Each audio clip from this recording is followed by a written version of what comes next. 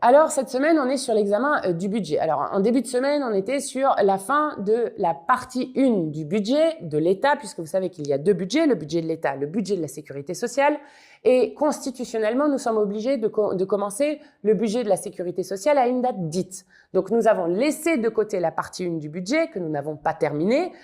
et que nous reprendrons ensuite, et nous avons commencé le budget de la sécurité sociale.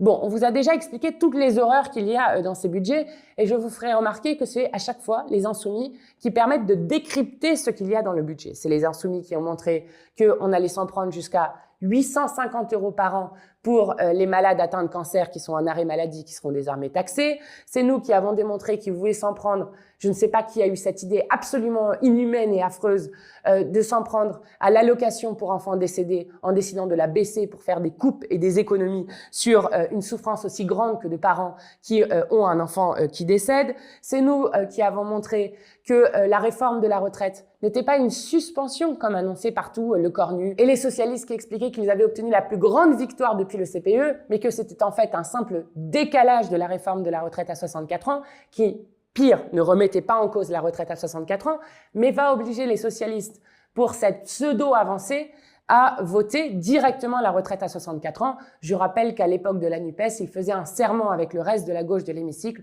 pour dire qu'ils mettraient tout en œuvre pour abroger cette réforme de la retraite. Là, cette fois-ci, ils vont la voter. Et je vous le dis, nous ne voterons jamais pour la retraite à 64 ans et nous nous opposerons à cette pseudo-victoire du Parti socialiste. Nous avons démontré par ailleurs, et c'est nous qui avons levé le lièvre aussi sur cette question, que les carrières longues, donc tous ceux qui avaient commencé avant 21 ans à travailler, n'étaient pas concernés par ces 3 mois qui seraient gagnés pour ces quelques 100 000, 200 000, 300 000 personnes. C'est nous ensuite qui avons montré que l'impôt sur la fortune dont ils se vantaient de l'avoir rétabli en votant directement avec le RN, le PS et le RN, n'était en fait qu'un impôt qui visait à exonérer des milliardaires et à faire en sorte qu'on récupère moins de recettes encore que l'année dernière sur les plus riches de ce pays. C'est eux qui ont permis qu'on divise par 2 la taxe sur les holdings.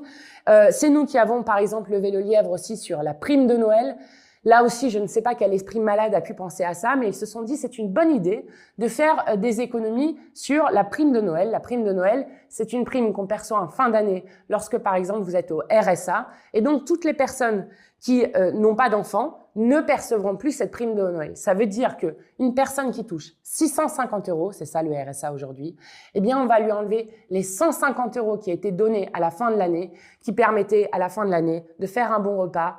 de prendre le train pour aller voir des proches, d'offrir un petit cadeau au neveu, bref, des petites choses de bonheur et qui sortent de la solitude.